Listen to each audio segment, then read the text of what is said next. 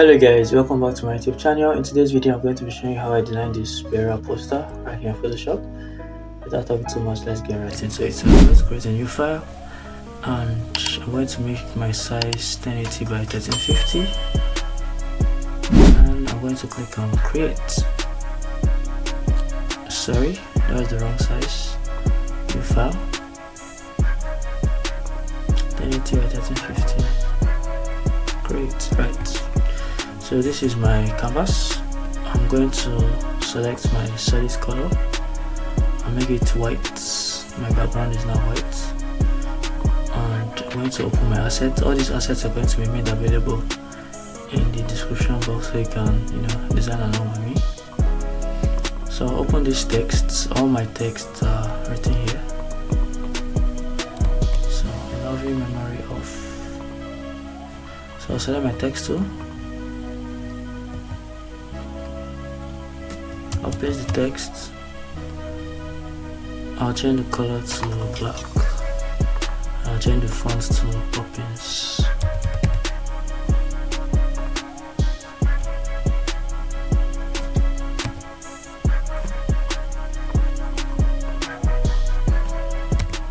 Poppins regular. And I'll reduce the size.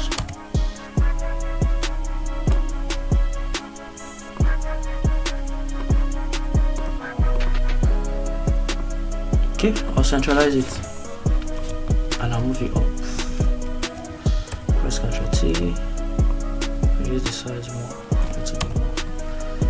Okay, now that we have that, I'm going to copy the next set of text, which is the name of the person that passed away. I'll copy the bottom, which is her surname, and I'll make it all capital by clicking here. And then I'll change the font of everything to against. These fonts are going to be made available in the description box, by the way. Alright, so Valerie Smith.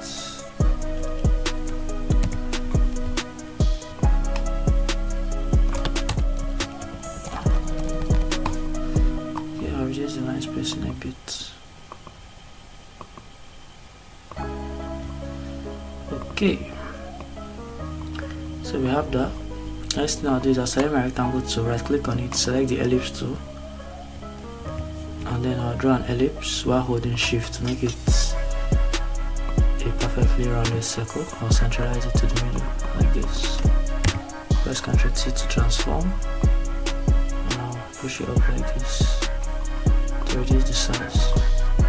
Then I'm going to drag this image of the woman, clip it to the circle. Press Ctrl T to reduce the size. Right, so now I have her picture perfectly placed. While her picture is selected, I press Ctrl Shift Alt B to make her picture black and white.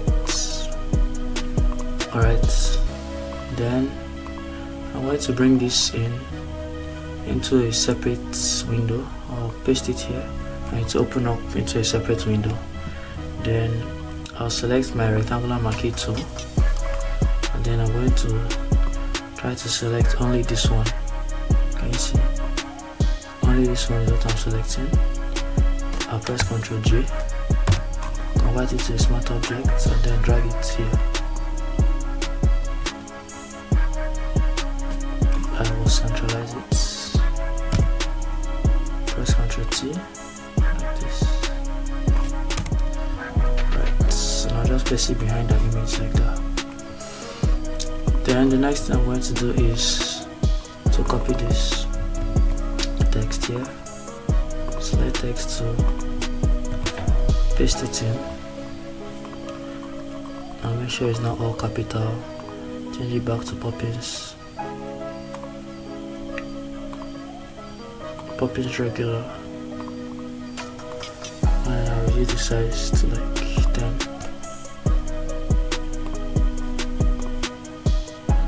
Then it's still tiny.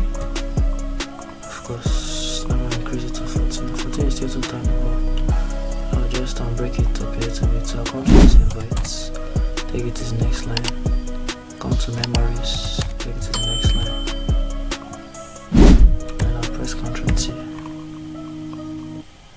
increase it like this.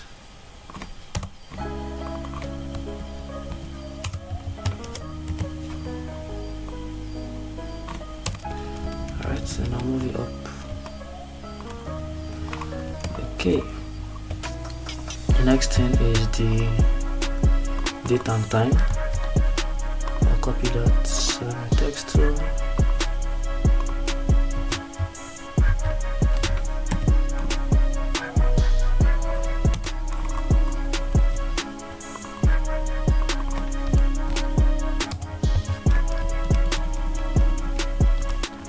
Then I'll duplicate that date and time. I'll copy the church address. I'll paste it. I'll copy the one under.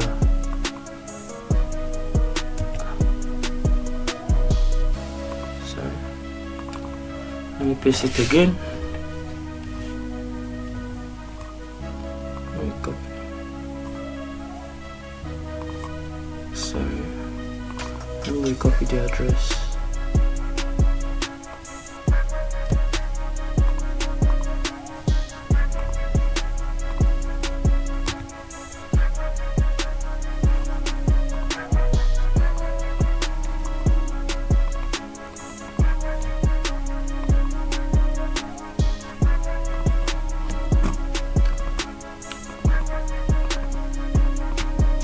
Basically, I want this address on the second line to be a smaller text. Yeah, that's what I'm trying to achieve. Move it up a bit.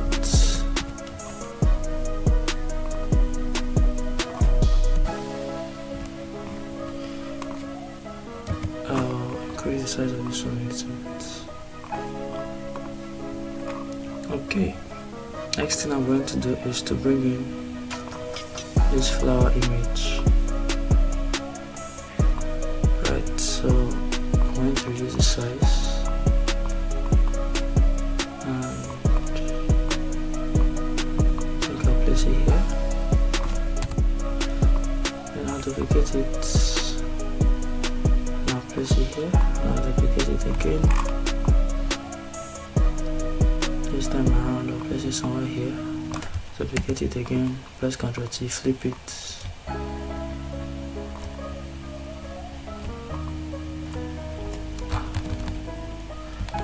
Place it like this. So I've placed the flowers, then I'll select her name. I'll select her first name, which is Valerie, and then I'll select the blue from the flower. I'll just keep on sampling it until I get one that I'm happy with.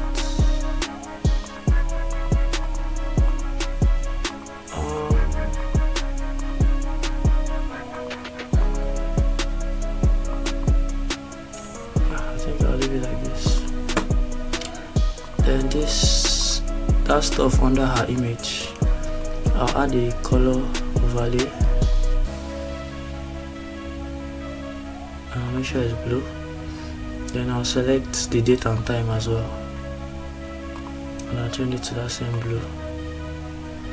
Alright, now everything is all set, so I'll select the layer at the top and I'll press Ctrl Shift Alt E to create a snapshot of the layer. I'll right click it and I'll convert it to a smart object. And once I convert it to a smart object, I'll go to filter. I'll go to camera raw filter. And here in camera raw filter, I'm not going to do much. I'll just go to light and increase the contrast a bit. I'll go to color mixer, increase the aquas and the blues, and also the greens as well. And then go to detail, increase sharpening a bit. Go to effects, increase texture, and then OK. Alright.